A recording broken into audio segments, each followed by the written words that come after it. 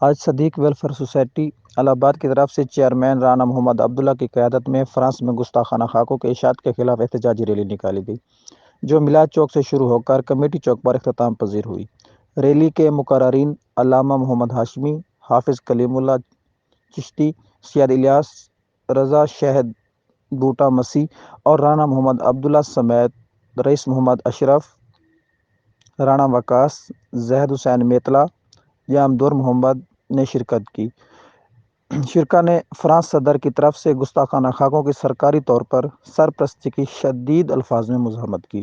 انہوں نے اقوام متحدہ اور OIC اور دیگر قوتوں سے مطالبہ کیا کہ نبی پاک صلی اللہ علیہ وسلم کی گستاخی کرنے والوں کے خلاف سخت کارروائی اور قانون بنایا جائے۔ انہوں نے حکومت سے مطالبہ کیا وہ فرانس سے سفارتی اور معاشی تعلقات ختم کرے۔ اس موقع پر درجنوں افراد نے شرکت کی۔ اس موقع پر قرارداد منظور کی گئی کہ فرانسی مصنوعات کا مکمل بائیکاٹ کیا جائے گا۔ مظاہرین نے فرانسی صدر کی تصویر نظر آتش